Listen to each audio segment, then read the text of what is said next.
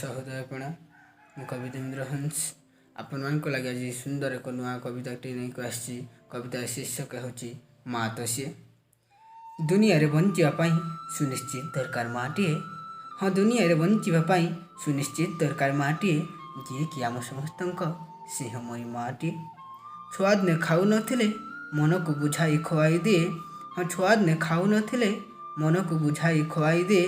ଆଉ ନାନା ବାୟା ଗୀତ ଗାଇ ଜହ୍ନ ମାମୁଁକୁ ଦେଖାଇ ଦିଏ।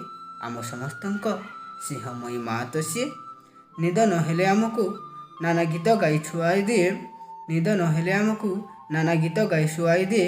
ଆଉ ସ୍ନେହ ମମତା ସହ ଆଦରରେ ତା ପଣତ କାଣିକୁ ଢାଙ୍କି ଦିଏ।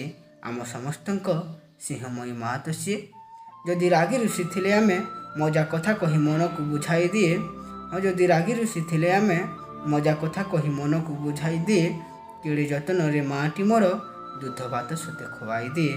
କେଡ଼େ ଯତ୍ନରେ ସତେ ମାଟି ମୋର ଦୁଧ ଭାତ ସତେ ଖୁଆଇ ଦିଏ। ଆମ ସମସ୍ତଙ୍କ ସ୍ନେହମୟୀ ମା ତ ସିଏ।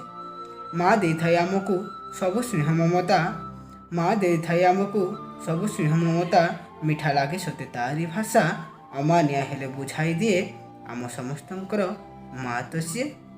ଆମେ ଭୁଲ କରେ ସୁଧାରି ନୁହେଁ, କେବେ ଆଉ ଭୁଲ କରିବୁନି କହେ। ଆମେ ଭୁଲ କରେ ସୁଧାରି ନିଏ, କେବେ ଆଉ ଭୁଲ କରିବୁନି କହେ। ନିଜେ ନ ଖାଇ ଯିଏ ଆମକୁ ଖୁଆଇ ଦିଏ। ଆମ ସମସ୍ତଙ୍କ ସ୍ନେହମୟୀ ମା ତ ସିଏ।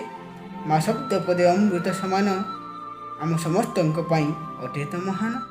ମା ଶବ୍ଦ ପଦେ ଅମୃତ ସମାନ, ଆମ ସମସ୍ତଙ୍କ ପାଇଁ ଅଟେ ତ ମହାନ। ଆମ ସଭିଙ୍କ ମା ତ ସିଏ। ସୁନ୍ଦର ସରଳ ସ୍ନେହମୟୀ ମା ଅଟେ ତ ମୋହର। ସୁନ୍ଦର ସରଳ ସ୍ନେହମୟୀ ମା ତ ମୋହର।